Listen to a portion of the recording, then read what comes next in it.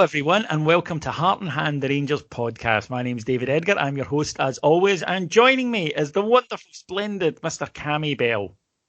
David, how are you, my friend? Are you well? Yeah, I'm not too bad, mate. Can't. Oh, hang on. Got a call coming in. 1 second.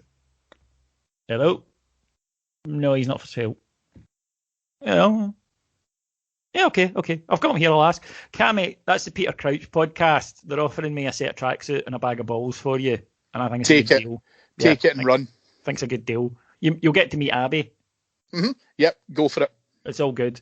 But no, all week transfer deadline day jokes aside, we can't get into it too much today, unfortunately, folks, because at the time of recording, nothing's happened.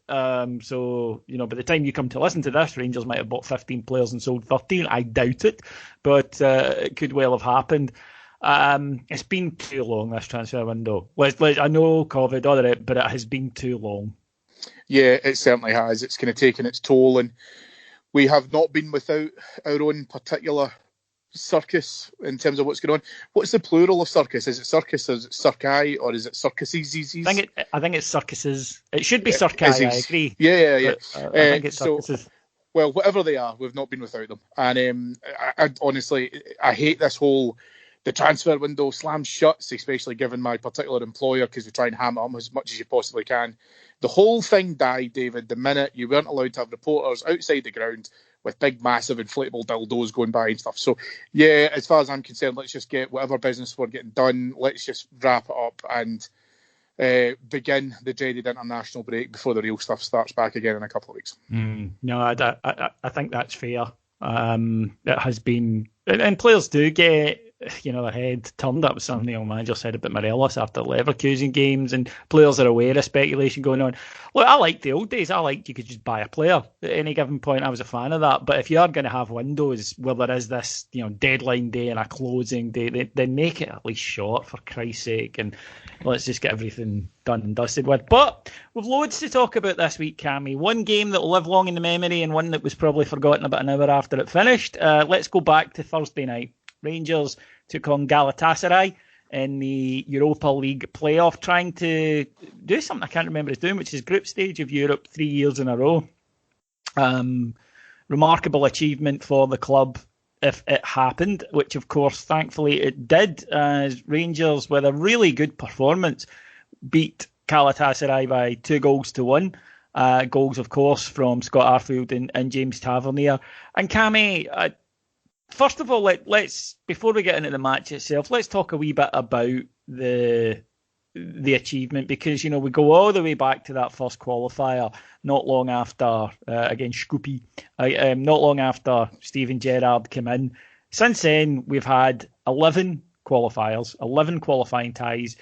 We've never lost a match in it. We've never been behind in a match in it, and we've won all 11. Now, for all that there can be criticism domestically, and some of it is very much deserved, I don't think that we can do anything other than doff our caps to what is a splendid European record.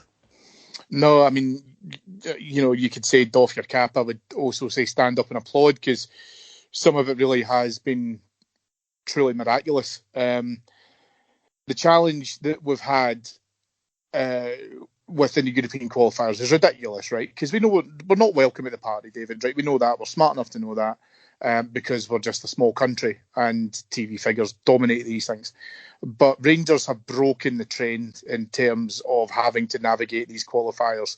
And we're almost pesky, I think, in terms of how UEFA might view us, because we are dragging up the coefficient. You're welcome, Scotland.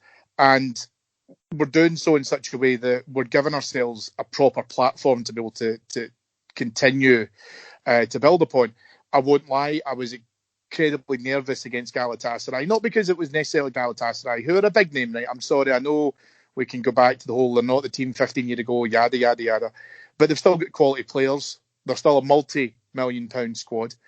European pedigree. But part of me, David, was also worried about that because we had done so well in the previous qualifiers. It's kind of like, it was almost like an expanded version of the 2008 run, where you kind of thought, yeah, we've done well, but this will be it. Like, that'll be it now. And I think just because of how well we've done across those qualifiers, I just felt that maybe third time was a charm, and that was going to be our downfall. But we played well enough that upon reflection, and on our Patreon shows, obviously doing like the post match, and then the next day doing the daily update, I kind of really just had to kind of digest it. And once I'd reflected on it, I thought, no, we're a European force now. We have to understand that we are a force in Europe, and to go from Scoopy to where we are now, the management team and the players involved, absolutely, they really should take a bow. Yeah, they should. And look, it's the guts around about £40 million has come into the club based on the European runs and success the last 3 years. And that's huge because, firstly, and I hate to do this, but it is relevant, Celtic have made the Europa League the last 3 years. Not the Champions League, thankfully, but the Europa League. That would have been a £40 million jump when they're already ahead of us in budget. Which would have made things just even more difficult than they already are. But it has enabled us to invest in players and to get better. Still not the level we need to be at. We know that. And the only time that we'll be able to say, yeah, this is where we should be is when we've got 55 in the bank. But at least we've been able to move on in the right direction and sign guys, the likes of 7 million on Kent. That couldn't have happened without this. So it's a fantastic achievement. The game itself, I thought, was really tight the first half. I think both sides had a lot of respect for each other. I think they were quite well-matched sides as well. And I think that it was cagey with both teams being aware that the other could hurt them. Galatasaray, I thought Rangers were brilliant for the opening 15 minutes, Cammy. Then I thought Gala started to dominate the ball rather than the actual, because they only really made one chance. Rangers were handling them, but I still was, when half time came, I felt, that came at a good time for us. Yeah, I think the momentum had shifted to Galatasaray midway through the first half. You're right, we absolutely did start well. We took care of the ball. We recycled well. We were really looking within a good level of performance at that stage, and we had a great bright start that we wanted to get out of the game. This is the challenge, and with all due respect to the trip to Holland and Gibraltar, this is a 10-15 million pound shootout, right? That's what this is, and it's in a one-leg affair. So it did feel a little bit like we got a bit patchy in terms of how the game was transgressing back and forth. By the time that we got to 45 minutes, I was quite welcome for the break at that stage. Yeah, very much so. However, in possibly one of the most shocking turns of events in my life, folks, right? I've honestly never seen anything like this in all my days supporting Rangers or sport in general. Some people will refer back to yesterday as we record this, Sunday, October the 4th. Some people will say that the day that Liverpool, the English champions, lost 7-2 to Aston Villa and Manchester United lost 6-1 at home to Spurs was one of the most shocking events in football. For me, it was Cammy Bell messaging me at half-time saying, Gerrard will go get into them at half-time and we'll score 2 goals in the first 15 minutes of the second half, and that'll do us. You've never been right about anything about football ever. And then you fucking delivered that. And it was, did you have a vision? Was it like one of these Native American things where you were standing under a tree and it just appeared to you?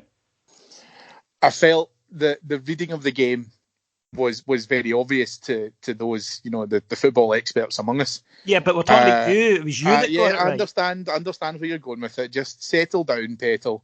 I think, listen, we've said it before, when we get the team in at half-time, he obviously does give them a bit of it. I think my exact phrase was, rocket up arse, 2 goals in 15 minutes.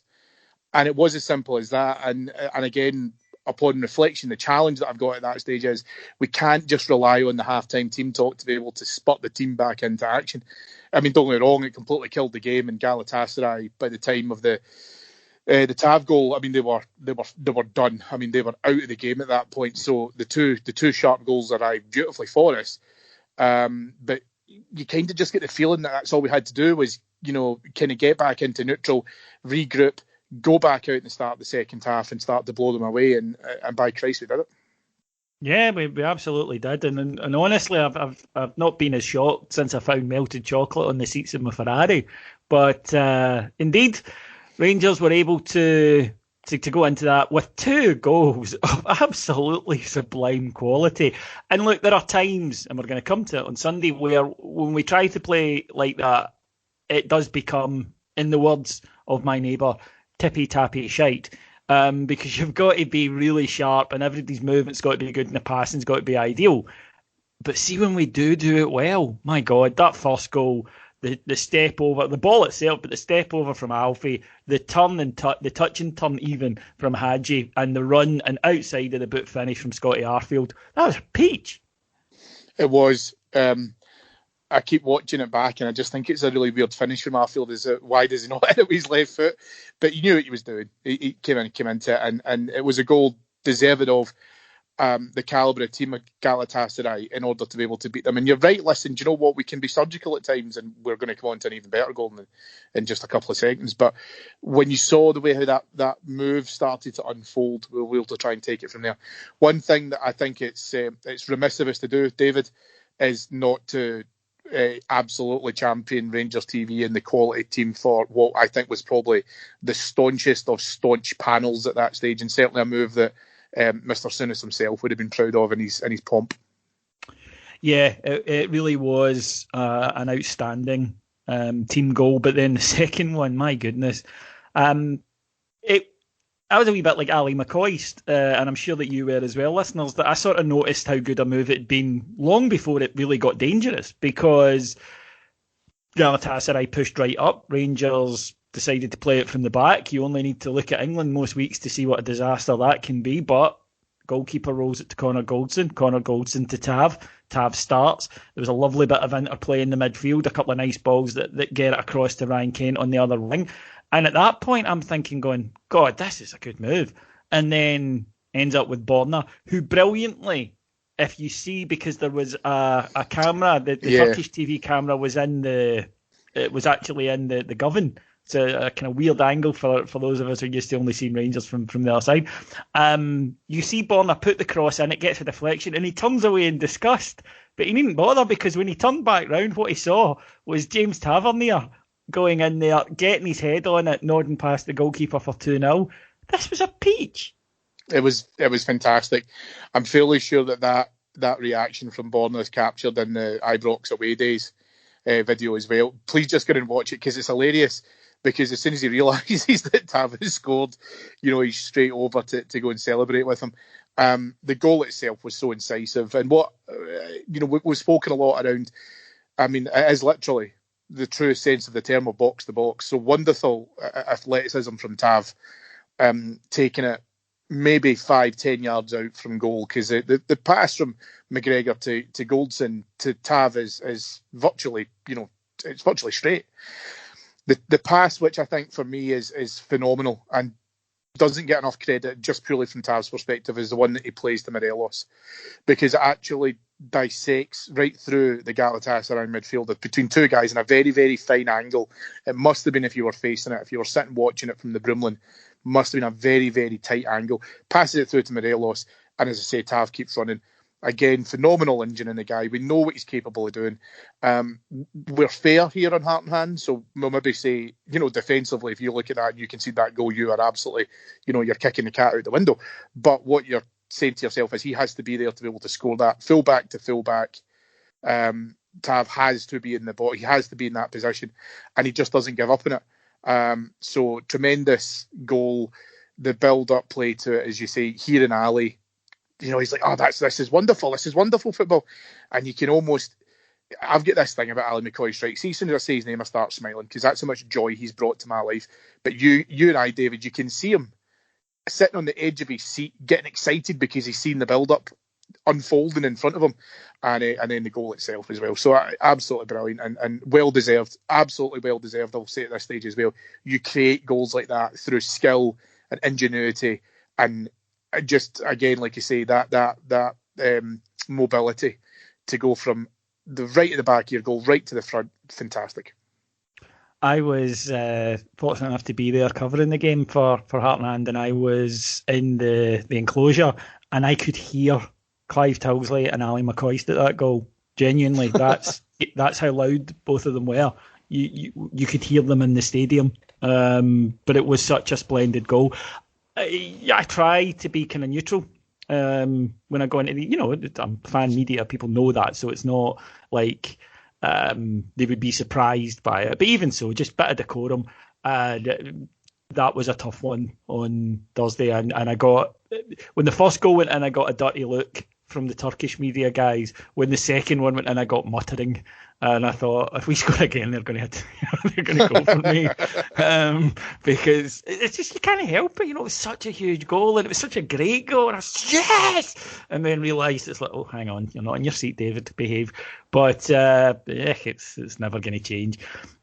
Conceded a late goal, obviously, to give us all a few heart attacks in the last few minutes, but got there, and that's all that matters. And then the draw itself, Cammy, not the worst draw in terms of. I get the whole glamour ties are great, but especially this year when there won't be many, if any, fans in, then or especially doing trips. Then for me, it's can we get through? And I look at that group and I think, yeah, we can absolutely get through that. Not any game in it will be easy because they won't. All of the games are a challenge. All of the games are against sides who are decent, who know what to do. You need to be to get to this level. But equally, do I fear any of them? No, not at all. I don't think you have any reason to when you consider, some of the higher end European clubs that have come to Ibrox and been found wanting. So Midtjylland, who have obviously just qualified for the Champions League group stages, Young Boys, Feyenoord, Braga, Porto. I mean, we've nothing to fear in terms of Villarreal. Yep, in terms of big teams coming to us, and really just setting our stall out and being able to control the game. We've been guilty at times. We didn't do this against Galatasaray, so I hope that this is the trend now being buckled. But what I would hope is that we start games well because we've not been great at that, and teams like Porto came and they zipped the ball about, David. There was just real quality of how they looked after that first half was geez. And Braga for an hour. Terrified. But do you know what? We've faced them and we've beat them. So see, as far as I'm concerned, we have nothing to worry about in terms of Europe. Yeah, it'd be great if we had the glamour ties and the fans were in the stadium. Selfishly, then I would say, we've not taken any major teams out of the pots that I would have said, I'm glad we didn't get them because I would want to go to the game because I'm obviously not going to get to go. But from the club's perspective, we have to look at it from a financial piece of every draw. Every point is worth X amount. Every win is worth Y amount. You've got to be able to try and equate it in those terms. And I think financially we could get some pretty big outputs from this. Absolutely, but exciting times ahead in the Europa League. And look, last year we got to the last 16. I don't think it's unreasonable to say we should be looking to target the quarters and say, because we did that last year, we've gone better. Let's see. But yeah, the emotions were running high. The Rangers support were a very happy bunch, and part of that, Cammy, would have been due to the TV coverage that you touched upon there.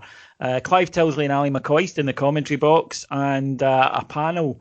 My goodness, Neil McCann, Graham Souness, Walter Smith. That is the stuff that dreams are made of. For sure, and I know that we did talk about whether or not the club would consider not charging fans for the games, and I understand why there's certain arguments towards that. We've piled massive investment into the club, whether it's strips or my Gers or whatever else as well. However, you've also got to remember that we've paid for this in terms of season ticket money. The club have went that extra mile in terms of trying to repay that investment with absolute quality.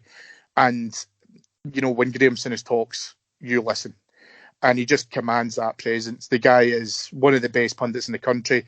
Neil McCann, I do believe, is the best pundit in Scotland, by the way. So although that you're talking about varying levels of, entrenched Rangers staunchness, I think Neil McCann more than holds his own in a panel like that because he comes up with absolutely brilliant points. But Souness, you could just tell. Souness to me, and maybe I'm just being it's the blue-tinted glasses, David, but Souness to me just felt like he was totally relaxed because he was at home.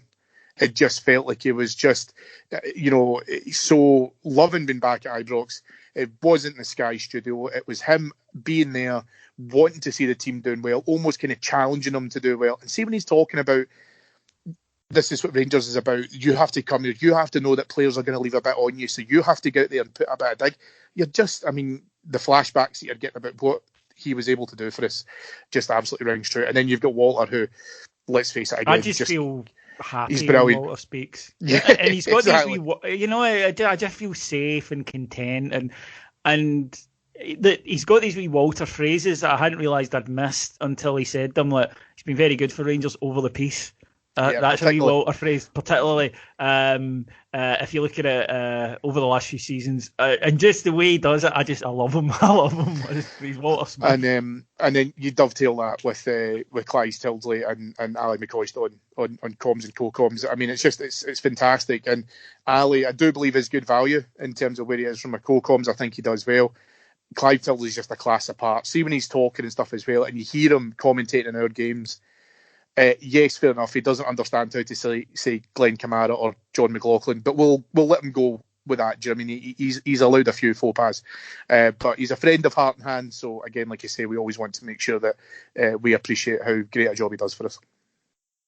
Yeah, he's a friend of Heart and Hand, meaning he did an interview with us once. It's not like hang out at his house. Well, you might not. I do. Do you? Oh, that's pish. You're going to games. I mean, he needs entertainment for when he's out golfing and all that kind of stuff as well. He sees you at the stadium. Well, I don't know how to play golf. I mean, I know how to do it, right? I mean, like, you understand the concept. You take the golf bat and you swing it at the wee shuttlecock, the wee ball thing. And you hit it off the tee, and it. In my experience, I hurt my back and the ball ends up about 4 feet away from where it first started. So the whole thing seems a bit pointless to me. But no, you would be better at that sort of thing than me. So onwards and upwards, Cammy. We then went into domestic match again for Ross County at Ibrox yesterday. This is one of those games that there's really no other. With all due respect to Ross County, and that usually does.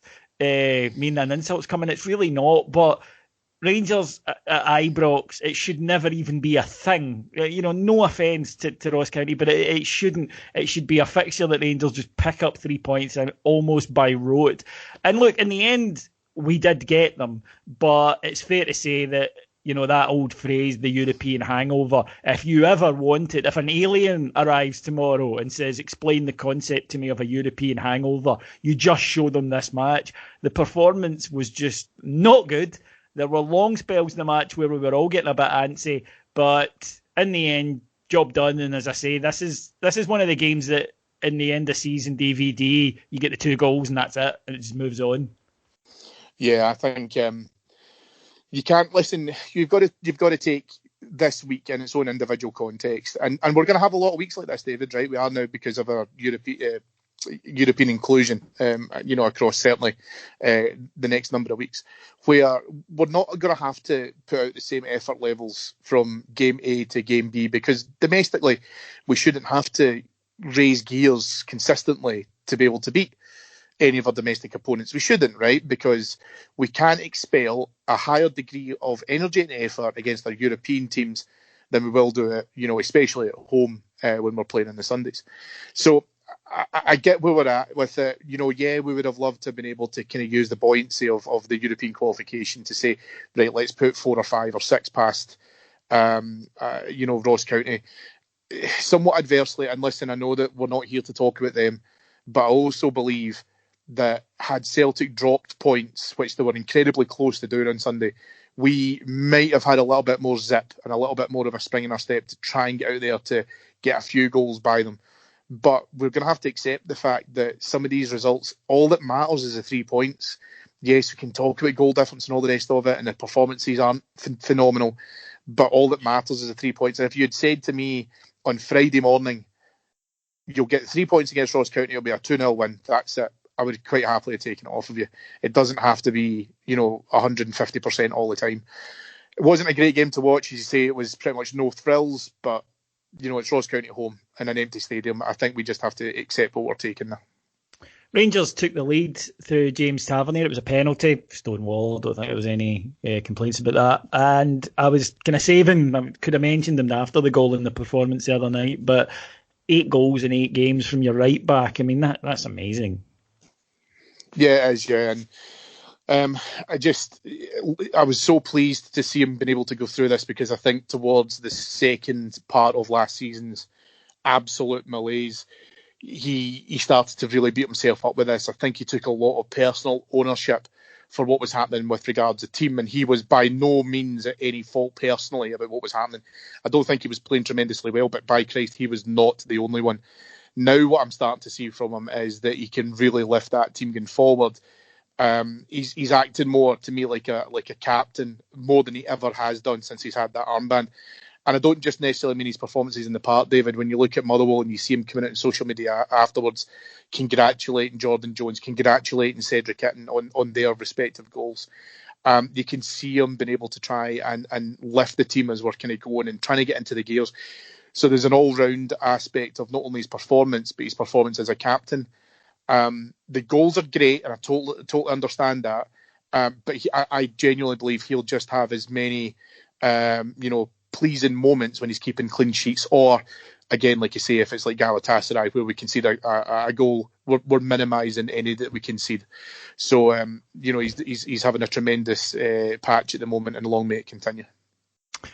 Rangers again were up against a well-organised defence, but I thought we were lacking a wee bit of sharpness, we were moving them around, but not in a way that was causing panic in their back line. They were all still quite comfortable. We weren't doing it quickly enough. And I should have known when I didn't get a message from Cammy saying 2 goals in the first 15 minutes or whatever, that I did expect a reaction after half-time, and it didn't come, really. And in fact, I would say that Rangers got worse. And by about 70 minutes, I was really could do with the second here. And Ross County had a very good chance with a header from a set piece that they probably should have scored from. But then substitute Brandon Barker came on, did really well to get on a ball over the top from the Yanis Hadji for another assist for him. I think that's 7-7 for him in assists. Yeah. Good finish to put it away on his birthday, no less. And he's an interesting one, Brandon Barker, because I think that for a lot of fans that they've made their mind up about him. And I'll be honest, so had I. Right? Last season, because when he signed, he's one of these guys that when he signed, I thought, and that's not a great start when somebody signs where you've already sort of half made your mind up. Then when I saw him, I just thought, I don't know why he's here. God love the boy. I was surprised to see him come in the summer, but it's quite clear that the manager and the management team see something in him. And to be fair, he's been in the side, the team's been winning, and it was a good goal, an important goal. Yeah, it's tough. It's tough for him to. It's like as if he almost has to go and kind of break what people's existing interpretation of him is. And listen, I understand that, because I'm exactly the same. I won't be a hypocrite. I couldn't really see what he was bringing to the team. And when he was coming on as a sub, I was kind of like, is this really our best option, or what we're doing here? What he's done is, I think he's confounded a lot of that by his performances. He's clearly training well, right? We know how much emphasis Gerrard places within how hard you work in training, how much you want it, that desire. I think, he made some most recent comments, I think it was today, David, talking about, the future of Brandon Barker, and that we're looking to be able to try and bring him into the team landscape on a more regular basis. So quite clearly he does have a part to play. I think he took his goal superbly. I think, anyone else other than Brandon Barker, who already has that reputation with a lot of the fans, comes on, injects some enthusiasm and pace into the game, which it was sorely lacking.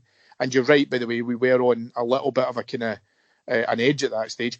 Then what I would have said is, anyone else but Brandon Mark, people would have turned around and said, that guy's changed the game for us.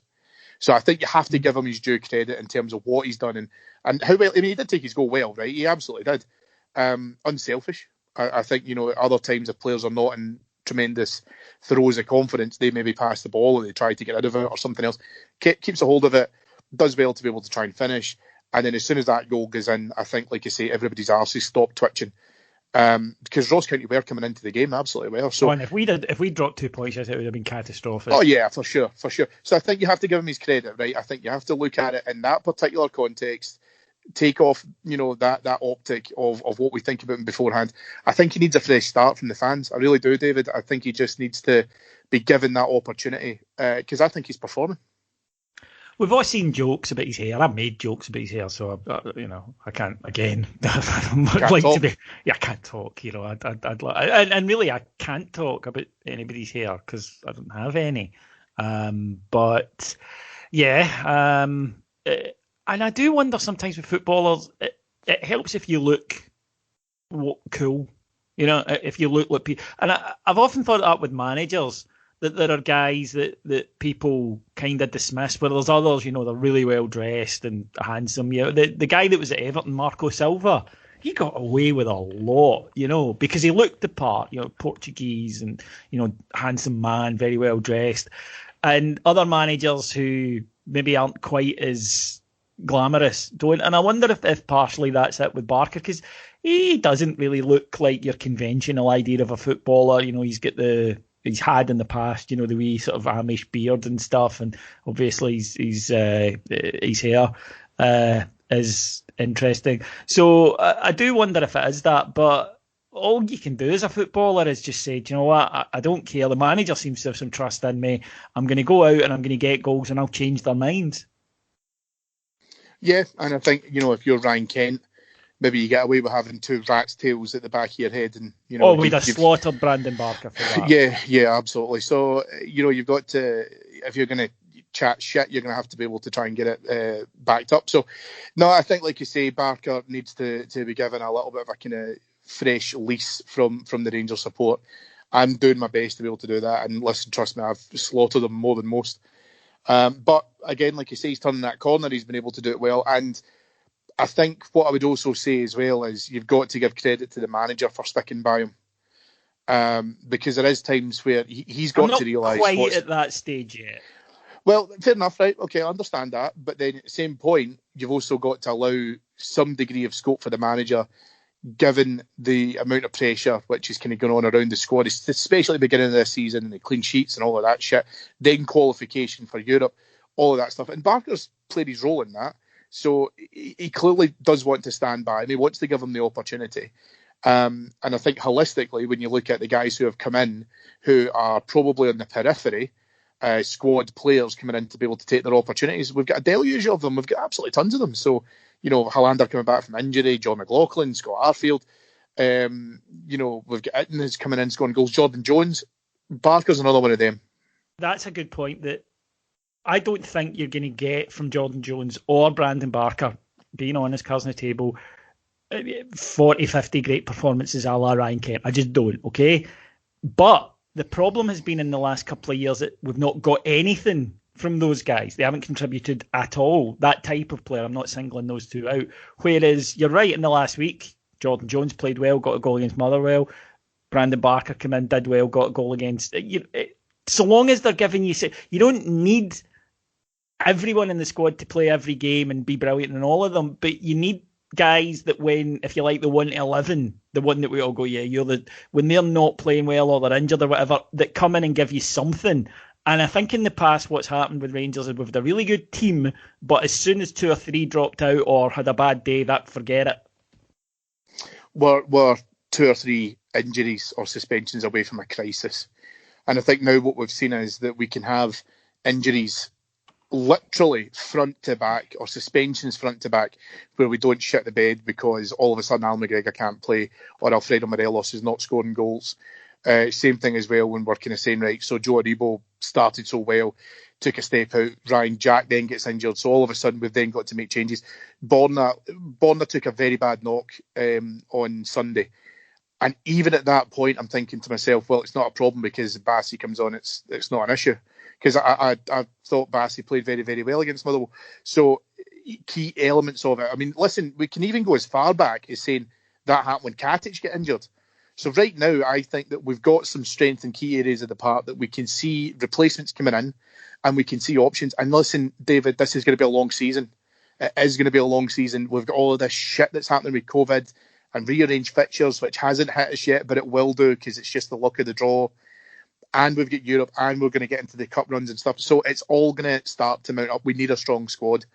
And I think that, like I say, we've been able to enhance some of the guys who probably wouldn't have had a look in before. They're now starting to step into it, and well done to them and the management team for that opportunity. Well, you brought them up. Now, it could be that by the time you come to listen to this whole section is out of date, and if so, we apologise. But it looks as though Alfredo Morelos will remain at Rangers. News emerged today that Rangers turned down a loan bid from a Serie A side believed to be Torino to take him on loan for the rest of the season with a potential view to buy. Rangers not interested in that, as you might imagine.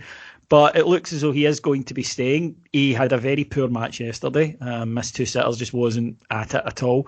I don't think it was an attitude thing. I don't think he was disinterested, Cammy. I think he was just having a shit game. And we need to remember that. And I think that sometimes we can be quick to go, he doesn't care. He really did care. You know, you saw when he missed the chances, but he just wasn't playing well. However, he is going to stay. There was, of course, that bid from that bid earlier in the summer from Lille that Rangers turned down. What's your read on this whole situation, Alfredo Morelos being a Rangers player as we move on, and the fact that, as I say, Rangers did turn down a fee believed to be around about 16 million from Lille? I think he is not causing a fuss because he's in a huff or because he's pissed off that the move every day looked more and more unlikely to materialise.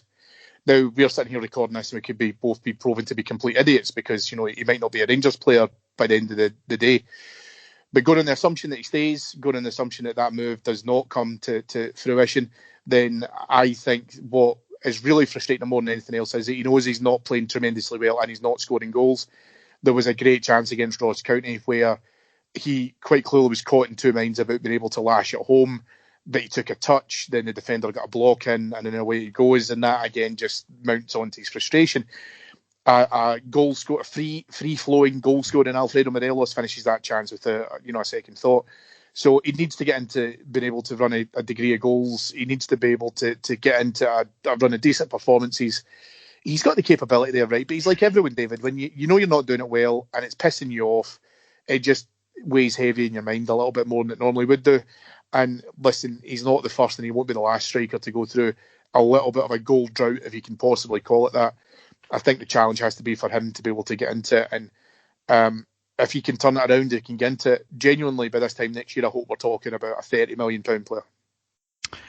In terms of his, him leaving and whatnot, and I know that there is an argument that said, well, Rangers have made a mistake here because they've brought in some strikers. I felt we needed strikers anyway, to be quite honest with you. But maybe it was predicated on him leaving, and maybe that is true. I must say, though, and I'm going to just toss this into the mix, I never got the impression that Steven Gerrard was desperate to see the back of him. Yes, I know he go up after the Leverkusen game, but kept playing him. Yes, I know he dropped him for one game, but he brought him back quite quick. And I've just always had the impression that for Steven Gerrard, if Alfie had to go, then okay. But I think that Gerrard, he's realistic. He knows he's got to win something this year, probably the league, really. And I think he feels he's got a much better chance of doing it with Alfredo Morelos here. I don't think he'll be in any way gutted if the window slams shut and Alfie's still a Rangers player. Put it that way. No, I don't think so either. But then, again, it comes back to that element of his temperament and what Gerrard saw from him. And, when he got to the Hamilton game and he was excluded, and the challenge was really for him to be able to get back into a better space. He knuckled down. He went into training practically every single day during the international break. I think Gerrard came out and said he only had like one day off. So it's all about attitude with Gerrard. You know that. And if he sees that a player is trying, I think he'll stand by him. He did come out and say his head was turned, yeah, for sure. But I think that you're talking about a guy who's talking about a life-changing move, which anyone would have to. It's just a natural human instinct. But at the same point, you're absolutely right. He knows that Alfie can score these goals against the different levels of opposition, and he's done it already for Rangers. It's why Lille came sniffing. So the most important thing, I think, now, on the assumption that tomorrow morning Alfredo Morelos is still a Rangers player, what we say to him is you need to be able to get into a space with this and just relax. It'll come back to you. You know how to score goals. I would get him hit up for the Celtic game because I would absolutely just want him running rampage against them. If he scores against Celtic, by Christ, the amount of just this stupid, extraordinary pressure he puts on himself regarding that particular fixture, would be fantastic. So if he can just get rid of all of that, brilliant. I'd be so happy for him. But Gerrard stood by him.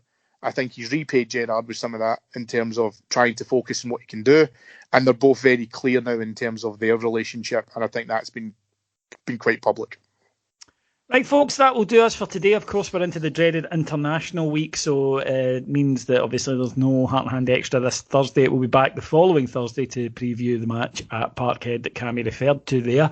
Cammy, you also have some news on Heart and Hand Extra because, of course, normally when we play on a Thursday, there's no extra. Yes, however, I'm very pleased to tell you all that with the European games will be coming up thick and fast. We are going to move extra from a Thursday to a Friday whenever we have one of the European games, so that we'll still be able to bring out the free show, which will pretty much be totally covering the European game from the Thursday night prior, dissecting a bit of that and then previewing the upcoming fixture for the weekend. So again, making sure that the free shows still come out to you and you get to hear about all things Rangers, which, let's face it, David, we just absolutely love talking about. We do indeed, so you'll be able to get that in the same place you got this. It'll be on your feed. Right, thank you to our executive producers in London, Mike Lee and Paul Myers. Thank you to my friend Cameron. A pleasure as always, David. Thank you for your time.